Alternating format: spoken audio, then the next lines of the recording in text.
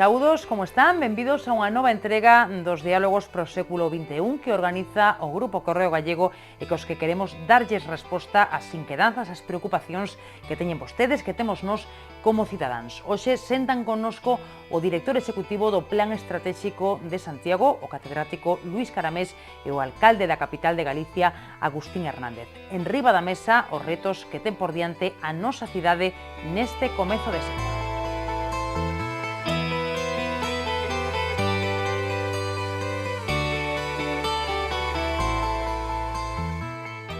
Luís Caramés naceu en Cerdedo en 1949, é doutor en Economía e catedrático de Facenda Pública pola Universidade de Santiago. Dirixe o Máster de Administración Financeira e Tributaria que organizan a USC e o Ministerio de Facenda. É director executivo do Plan Estratégico de Santiago. Agustín Hernández naceu en Madrid en 1961. Enxeñeiro de Camiños, Canais e Portos e funcionario do Corpo Facultativo Superior da Xunta de Galicia. No ano 2009 foi nomeado Conselleiro de Medio Ambiente, Territorio e Infraestructuras, cargo que ocupou ata xuño de 2004, cando tomou posesión como alcalde de Santiago.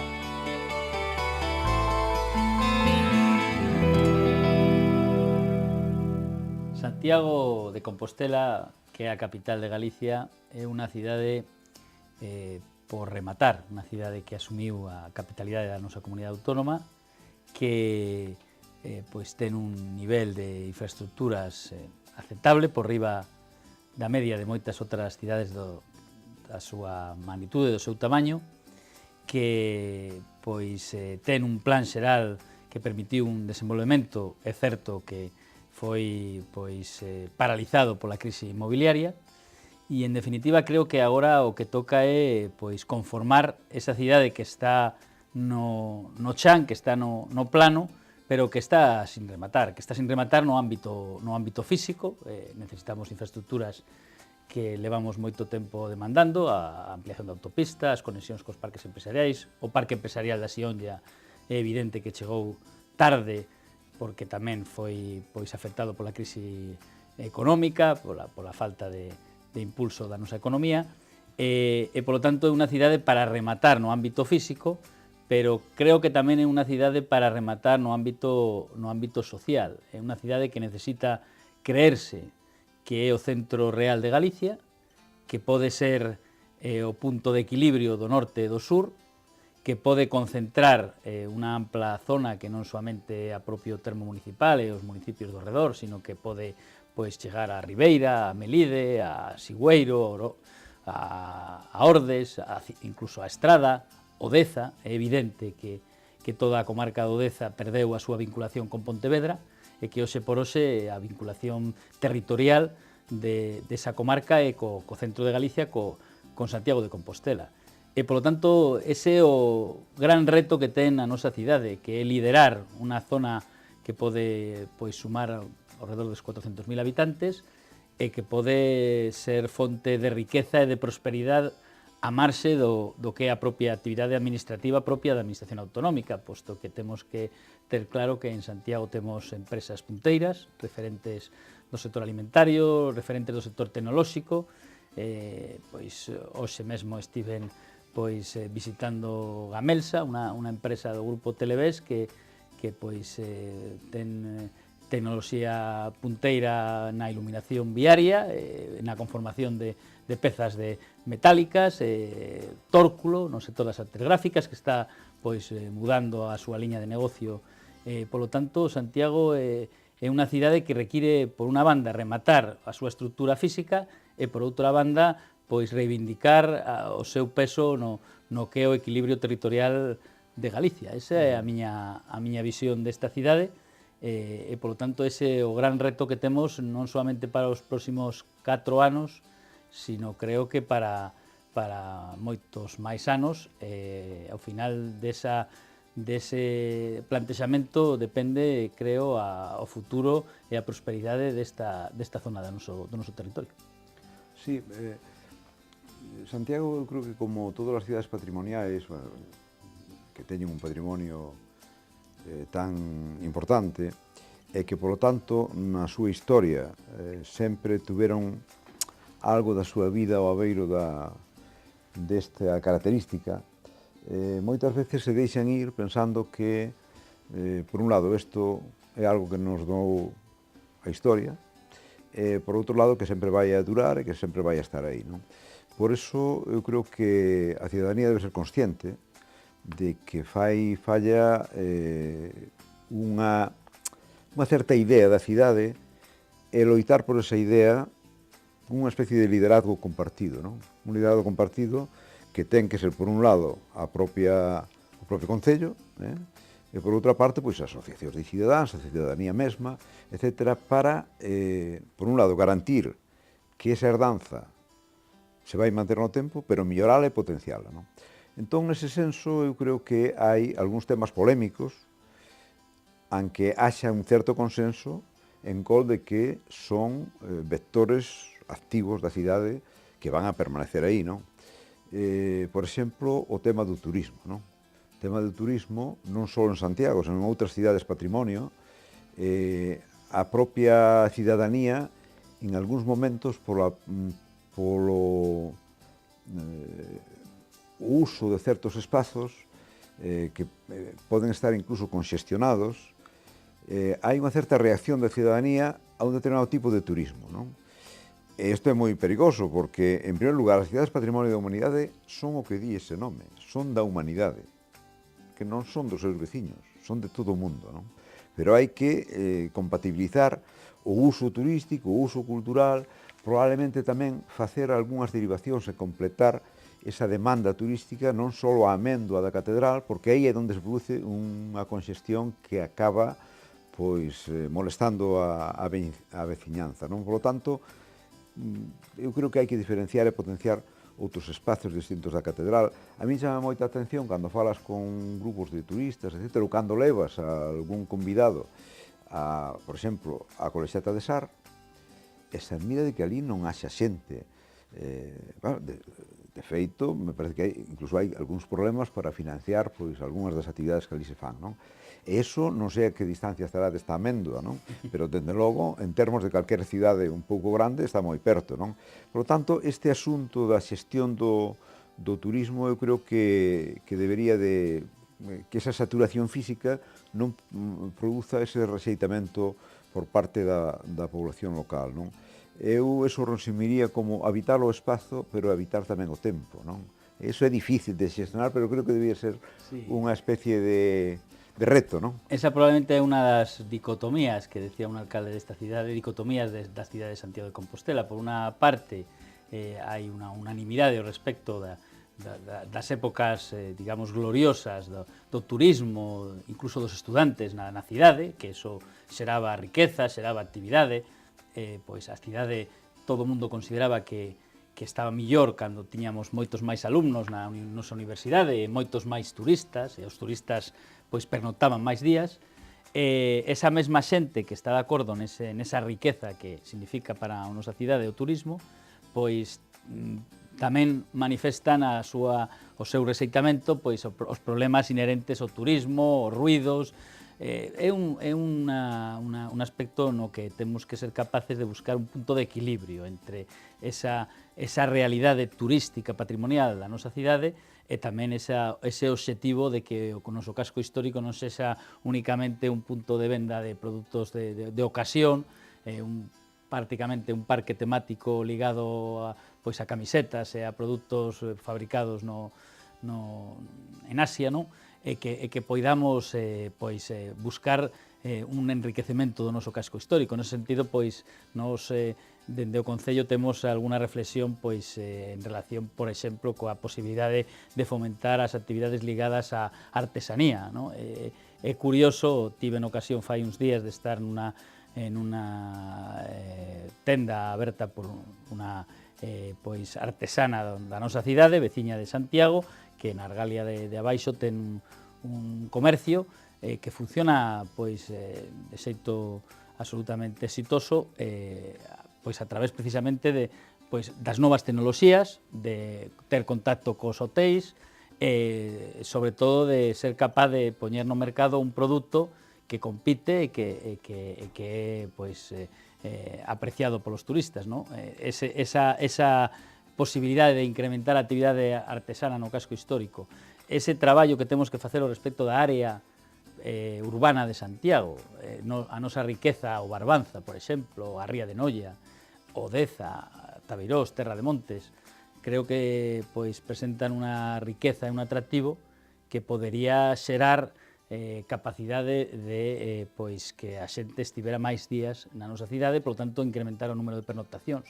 Eses son os retos que temos diante da cidade, pois arranxar a catedral. É evidente que ese era un obxectivo clarísimo, non podemos ter a catedral na situación que tiñamos, lóxicamente é unha parte importantísima do noso patrimonio. Todo eso é necesario que estea organizado ao redor dunha programación coherente, rigurosa, con visión de futuro, para que esa senda de incremento de visitantes, de incremento de pernoctacións teña continuidade no tempo, busquemos un equilibrio entre o que é a veciñanza e os propios visitantes. Por certo, que aunque pareza anecdótico, hai unha cousa que a min agora se me ven á cabeza porque uso moito ese vial que é Xoán 23, que ali se produce cada día, e sobre todo cando a temporada turística é máis intensa, un milagre, non sei se do apóstolo, aunque o apóstolo é un santo que non fai milagros polo miúdo, non? Pero ali conviven excursionistas, turistas, estudantes, vehículos, nun punto que realmente eso pagaría a pena resolverlo. A verdade é que tiven fai xusto o mércores santo, tiven unha xuntanza cun técnico que é santiagués, aínda que non traballa habitualmente aquí, falei con el ao respecto do reto que significa ordenar o tráfico peonil nese punto, e o de vehículos tamén.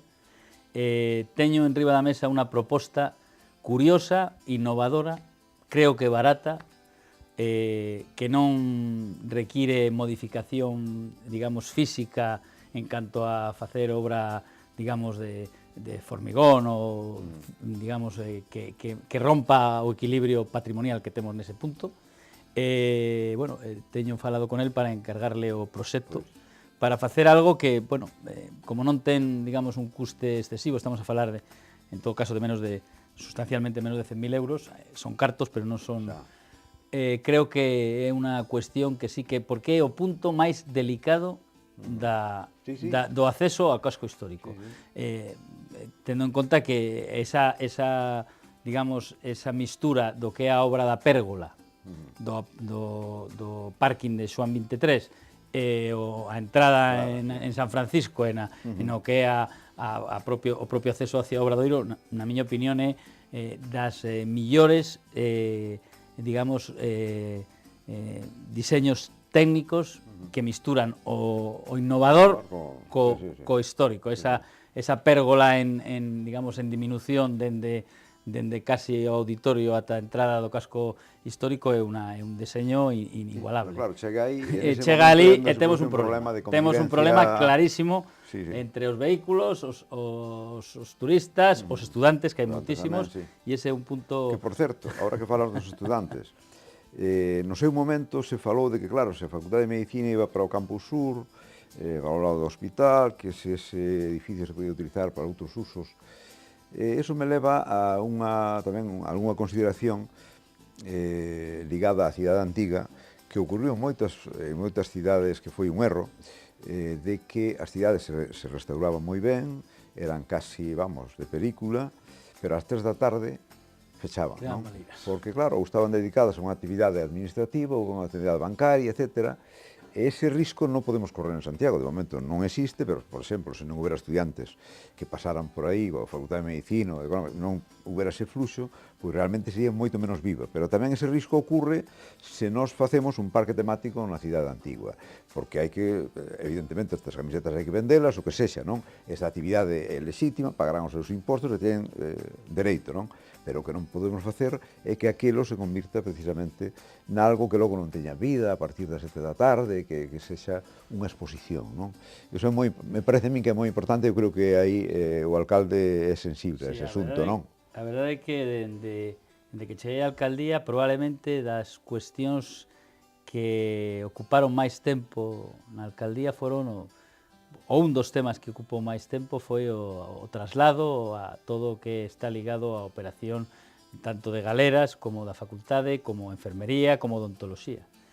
Teño falado dese tema co reitor, co decano de Medicina. En primeiro lugar, lóxicamente, decir que dende o Concello considero que iso é unha cuestión allea a loita política. Existe unanimidade na Casa do Concello respecto do apoio sin fisuras á Facultade de Medicina da USC, obviamente. A partir diso, é certo que teño observado que existen diferentes sensibilidades ao respecto de cal é a millor solución, porque pois teño falado con profesores de odontoloxía ao respecto de necesidade ou non necesidade de traslado de odontoloxía e da viabilidade técnica e económica para trasladar a odontoloxía a medicina, da conveniencia ou non conveniencia de trasladar enfermería, da posibilidade, que tamén existe, de poder trasladar medicina máis odontoloxía ao lado do hospital clínico. En todo caso, creo que neste tema a clave, en primeiro lugar, atopar un punto de acordo entre o que é o reitorado e a propia decanato da Facultade de Medicina. Creo que calquera solución ten que ser, obviamente, co acordo mayoritario, se non é unánime da Facultade de Medicina, e a partir diso, pois, dende o Concello apoiaremos todas as operacións e as medidas que permitan viabilizar esa operación. Nós estamos totalmente de acordo en viabilizar, si a solución pasa por recualificar a zona de enfermería, pois dentro da lógica urbanística, pois facilitar esa operación, como temos feito co tema do vello Hospital de Galeras, para viabilizar esa operación, co único obxectivo de que a USC pois obteña a máxima rendabilidade da operación para reinvertir en dar estabilidade e futuro á Facultade de Medicina da nosa universidade. Pero creo que é un tema que require unha, digamos, reflexión sosegada, porque teño observado que existen diferentes sensibilidades no ámbito da USC, no ámbito da propia Facultade de Medicina. É moi interesante este asunto, con independencia de diferentes sensibilidades, porque é lógico que as haya, non? Porque un das eivas da cidade foi, uns o verán de unha maneira, outras doutra, con maior énfasis nunha cousa ou noutra, é o vivir de costas a cidade e a universidade, sobre todo a cidade institucional e a universidade. Moita retórica, pouca realidade, non? Cando coinciden digamos, certa orientación política, ao mellor hai máis achegamento, pero de feito non se vive máis perto como sería preciso. Pero cambiando o tema, a min unha cousa tamén que me interesa moito é o tema territorial, que acaba de tocar o alcalde ao inicio respecto a esa extensión territorial, de concellos, de poboación, que é o asunto da intermunicipalidade, non? Eu creo que vivimos nun contexto dunha tradición, etc., que fai difícil algúns procesos que algúns pensan que co BOE ou o DOGA xa está todo resolto, e non, porque a propia historia nos demostra que logo as cousas volven outra vez para atrás, non? Entón, eu creo que sería moi interesante que, sin utilizar a palabra lideranza, porque claro, cando se lidera hai algún liderado e o liderado se sinte inferior, non? Pero non cabe ninguna dúbida que Santiago é a cabeceira de unha metrópoli pois un tanto desvaída, pero intermedia, onde habería que chegar a acordos de cooperación que fosen cada vez máis intensivos cos concellos máis inmediatos, para ir creando unha cultura desa cooperación que leve nun horizonte determinado, no medio e no longo prazo, a probablemente unha metrópoli desde o punto de vista administrativo, funcional, máis integrada, non? Eu creo que por aí habería que traballar, porque non ten ningún senso que haxa un conxunto de problemas que teñen que ver coa mobilidade, con outras cousas, onde cada un vai polo seu lado, non? habería que ir todos xuntos neste aspecto, non? Efectivamente, é certo que E hai unha mancomunidade, aí está, unha mancomunidade que por certo funciona. está absolutamente Sí. baleira de contido e morta administrativamente.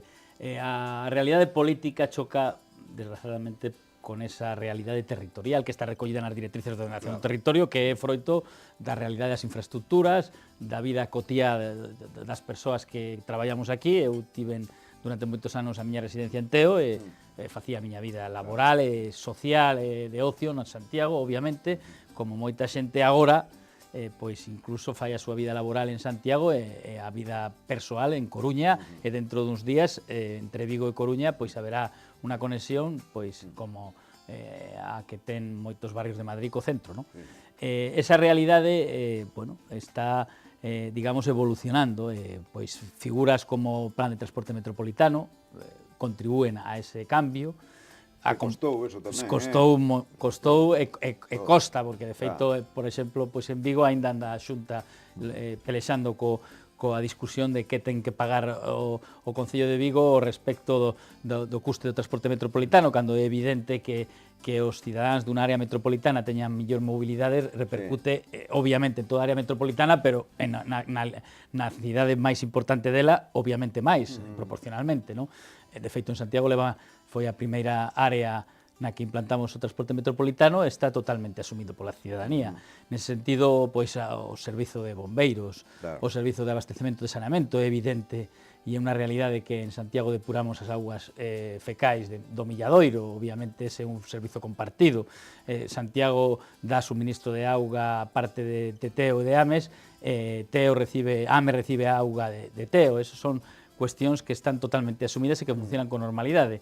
Esa normalidade debería de estenderse ao resto da actividade. De feito, eu, pois, dentro das miñas anécdotas na alcaldía, pois, visitando un programa de conciliación en Fontiñas, pois preguntei aos rapaces. Chegou o primeiro e dixen: ti de onde eres? Non, eu son de Ames. O tipo debía ter alguna indicación do pai e claro, quedou cortadiño o chaval. Fui a outro e dixen: ti de onde eres? Non, eu son de Bertamiral. Tamén digo, home, claro, resulta que claro, son pais que traballan na Xunta, que viven tal e que fan uso dun servizo do Concello de Santiago con normalidade. Eso é o día a día dunha área metropolitana. É evidente que políticamente levar iso á realidade administrativa dos concellos é máis complicado, pero bueno, é un paso que se dá e que co paso do tempo pode acabar nun proceso de unificación. Porque cando falamos de que si Bertamiráns, que si Teo, que a mobilidade do traballo, a mobilidade para o ocio, comercial, etc., é que no mundo se foi pasando, como ben sabes, de falar de lugares a falar de relacións. Son máis importantes, incluso a este nivel, as redes que os lugares. Por lo tanto, hai que prestar atención a estas redes, e a gobernanza destas redes e os lugares é diferente da de antes, non? Donde había menos mobilidade, xente vivía donde traballaba, agora non?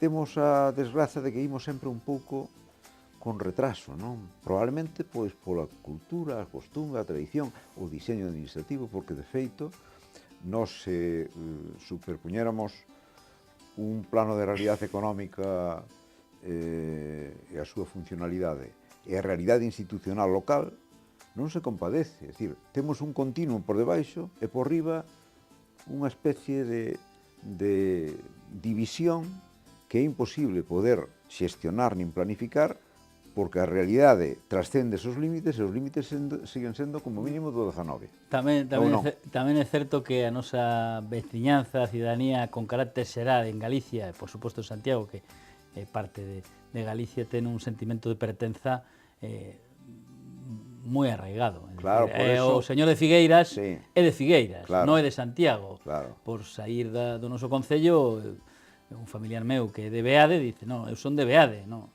pero ti eres de Vigo, non, de Beade. Claro. E o de Nemenzo é de Nemenzo. Pero sabendo eso, hai que xestionar ese sentimento con a funcionalidade máis moderna de prestación de servicios que non creo que haxa ninguén mínimamente racional que non queira ter uns servicios mellores a un bo coste modernos, non? Desde outro punto de vista tamén, creo que hai unha referencia de Santiago inevitable, pero en certa medida, ahora mismo probablemente tamén empurrada pola crise, unha situación de certa febleza, non? Que é Santiago como cidade de coñecimento, non? Santiago como cidade de coñecimento, onde no seu momento a distribución de estudos non privilexiou a Santiago con certas orientacións formativas, non? Na enxeñería, nas outras cousas que se caes, bueno, no campus de Lugo, pois, pero non é Santiago. Eu creo que hai a posibilidade de facer de Santiago un foco, unha referencia, pois, en moitos estudos de física, de biomedicina, non quero molestar a ninguén, non? Pero que hai investigacións punteiras que paga a pena implicarse para que sexa unha referencia que o capital poida investir aí, sexa capital risco ou non, e que acabe habendo unha certa situación de preeminencia de Santiago nunhas áreas de investigación e de docencia que fagan a nosa universidade máis potente e, polo tanto, tamén a cidade. Ás veces se di, bueno, pero o Concello que vai facer? Home, o Concello pode limpar o estanque do Campo Sur, non? Non sei se agora xa está limpo, non? Pero, en fin, o Campo Sur tamén paga a pena darlle unha volta, non? O Campo Sur é un ámbito onde temos que darle unha volta, eu creo pero que hai darlle unha volta, é un pouco esa reflexión nace desa afirmación que fixeches ao respecto de vivir de costas a universidade. É certo que eso é unha cuestión que eu teño observado na propia vida cotiá do Concello, donde dá a sensación, non a nivel político, que creo que é un tema máis complicado que a propia, digamos, discrepancia no ámbito político, que non existe, creo que, pois, nunca foi clara, no ámbito universitario en relación co ámbito do Concello, pero sí que é certo que no ámbito do Concello a nivel funcionarial, a universidade non se visualiza como unha parte que está dentro do tecido da cidade. Hai incluso alguna lenda urbana ao respecto, bueno, é que a universidade é o único que sabe pedir e non, bueno, é unha carga. Eso creo que trouxo que a nosa universidade non teña trasladado á opinión pública as súas fortalezas. E creo que eso é un erro, porque probablemente os composteláns non valoramos as potencialidades da nosa universidade na medida en que non coñecemos o que se fai no Campus Sur, o que se fai en materia de novas tecnoloxías, de innovación, de investigación, e dá a sensación de que a universidade máis punteira neses ámbitos é a Universidade de Vigo, que é unha universidade, non teño nada en contra de Vigo, nin da de Coruña, pero dá a sensación de que a Universidade de Santiago é a gran descoñecida do tecido social da nosa cidade. E creo que ese é un ámbito no que deberíamos traballar conxuntamente coa universidade.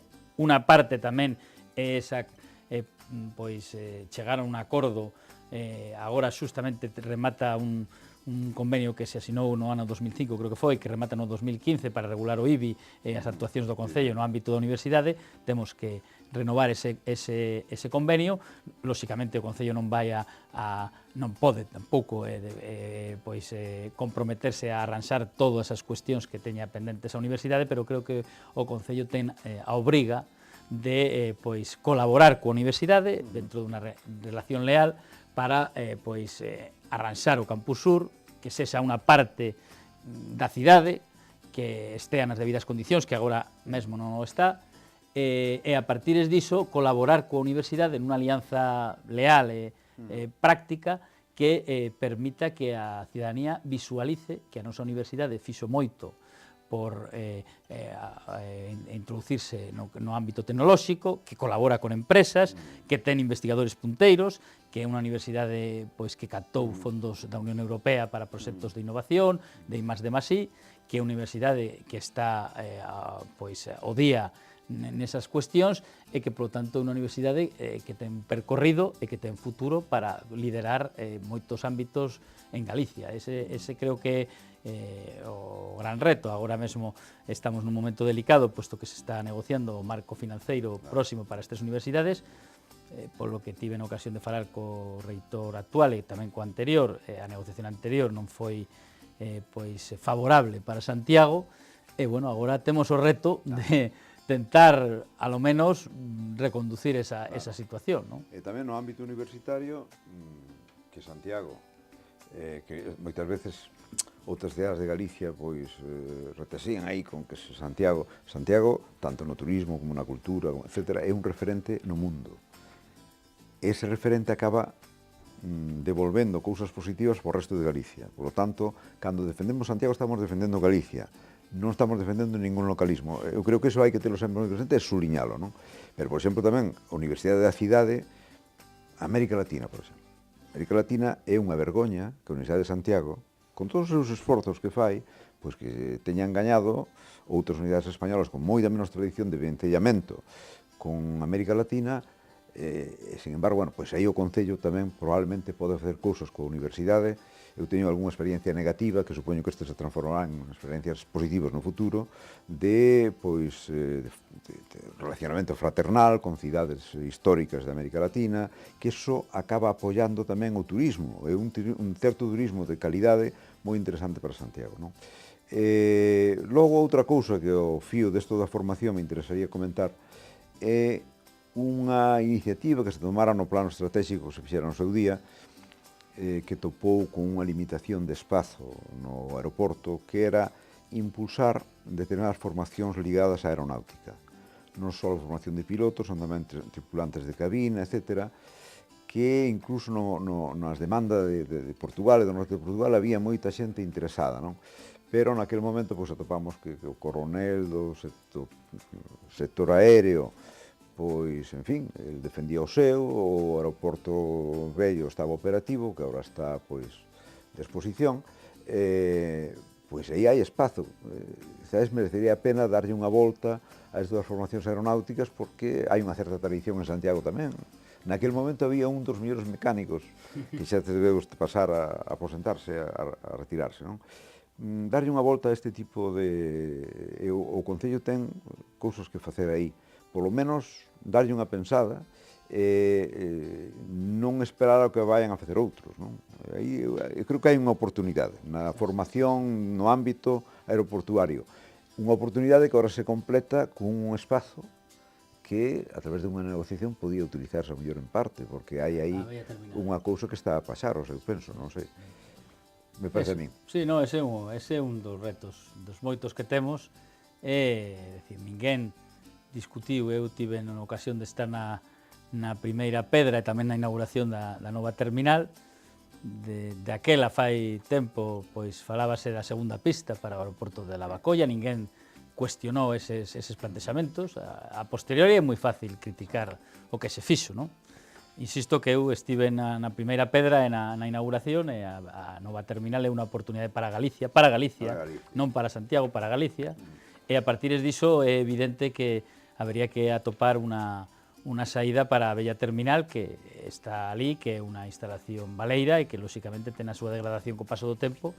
Bueno, é certo que podería pois buscarse algún uso ligado ao propio instalación aeroportuaria, e como pois ese plantexamento que existe, que tamén parece que é correcto, de potenciar as mercadorías. De feito, pois a primeira textil do mundo elixiu Santiago para facer unha nave logística para o seu uso, non? É dicir, que está a piques de inaugurarse no noso aeroporto, e, polo tanto, tanto as mercadorías como o posible uso para algún tipo de formación ligada aos temas aeronáuticos pode ser unha saída desa bella terminal, e, por suposto, apostar pola centralidade do noso aeroporto. As conexións son importantes. É certo que no seu día, pois, o eixo atlántico tamén, pois, voltando un pouco a o que é a crítica posteriori, pois o eixo atlántico de alta velocidade naceu pasando o símil das estradas como un ensanche mellora, non? É dicir, tiñamos unha vía, facemos un ensanche mellora, logo despois pois aumentamos a ambición do proxecto, facemos o viaduto do Ulla, facemos a entrada en Vigo por túnel, bueno, facemos a variante de Meirama, melloramos as prestacións técnicas, pero ao final non deixa de ser un ensanche mellora que, por exemplo, deixou fora do seu ámbito de diseño a posible conexión co aeroporto. Obviamente o aeroporto conectado coa Eixo Atlántico, o aeroporto de Lavacolla, sería o único aeroporto de Galicia.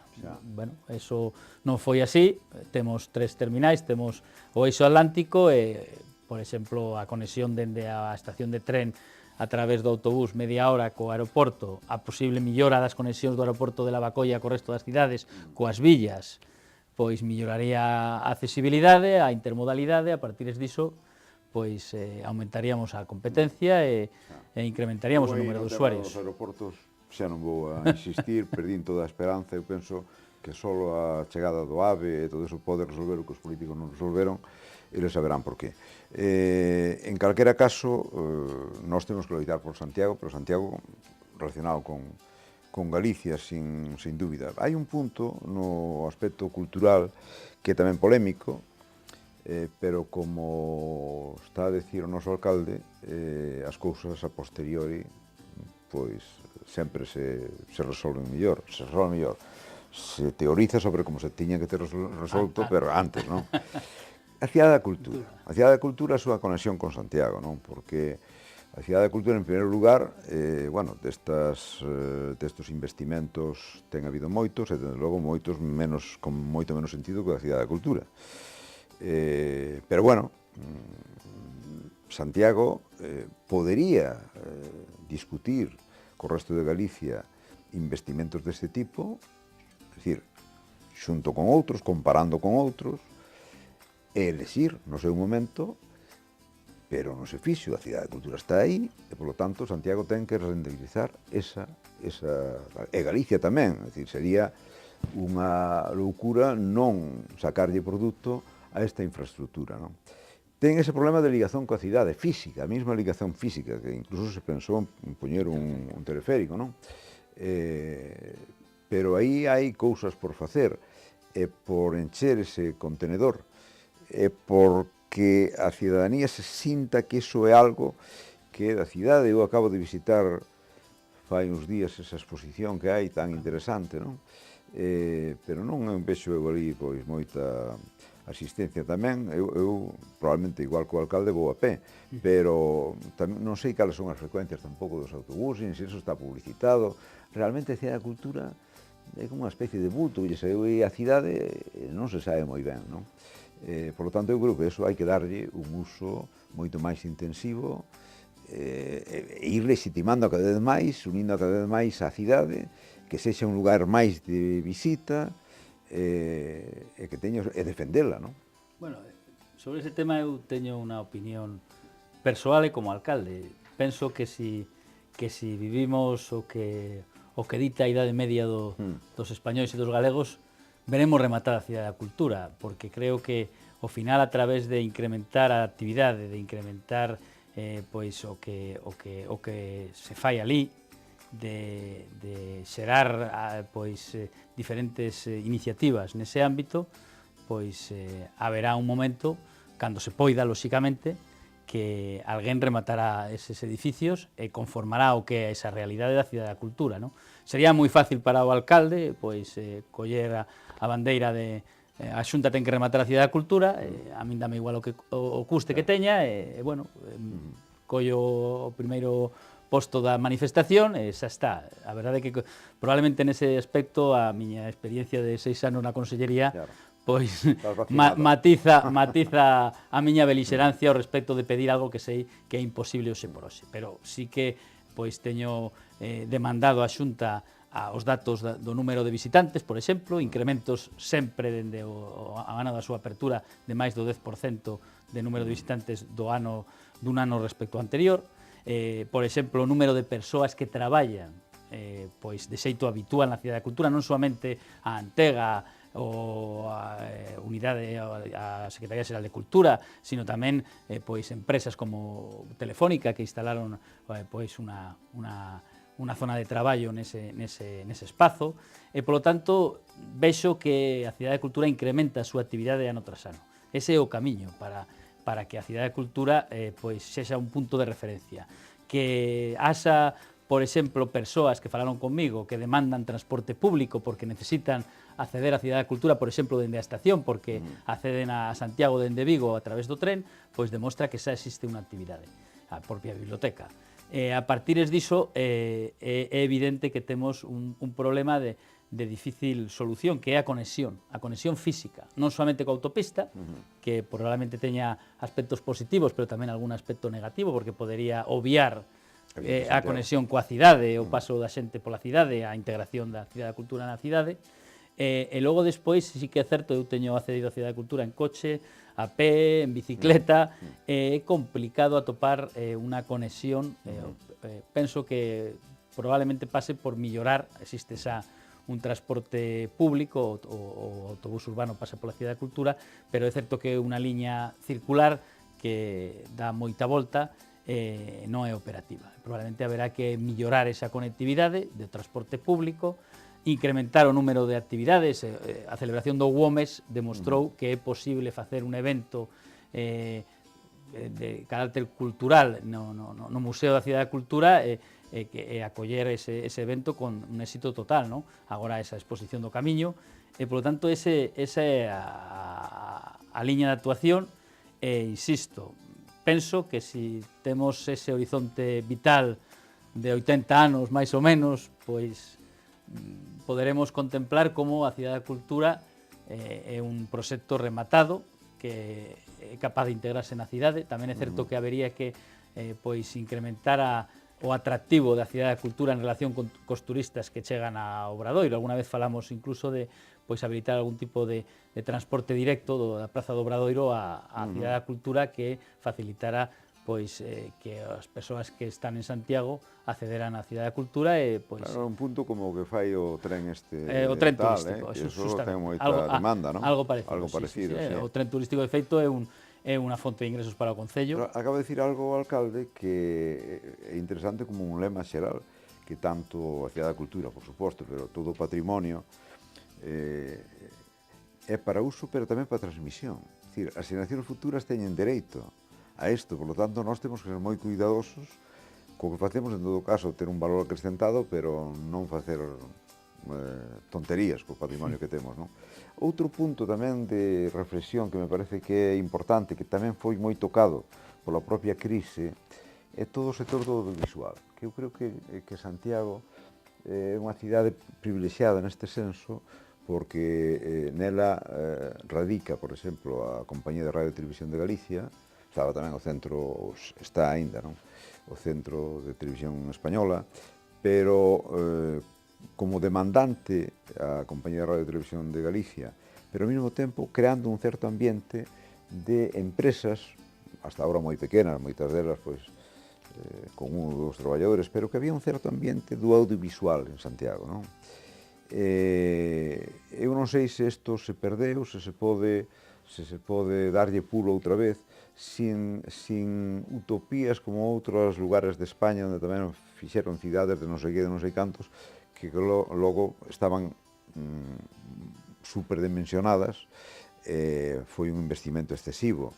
Pero eu creo que ese sector habería tamén que cuidalo, quizá cos integrantes do sector, repensalo, porque pode ser tamén unha fonte de referencia, de actividade, incluso de emprego, en Santiago, non? Non somente a efectos do emprego e do propio sector profesional, que é certo que sufriu a crise de forma especial, intensa, pero tamén a efectos de formación. De feito, eu teño falado co Conselleiro de Educación e co responsables do Instituto Xelmírez pola posibilidade de introducir na nosa cidade o ciclo superior de imaxe, aproveitando pois unhas instalacións que temos na Facultade de Ciencias da Información, na periodismo, que pois ten unhas instalacións e a propia existencia da Televisión de Galicia. É evidente que en Santiago concéntrase a maior densidade de empresas ligadas ao audiovisual do noso territorio como consecuencia do feito da existencia dos servicios centrais da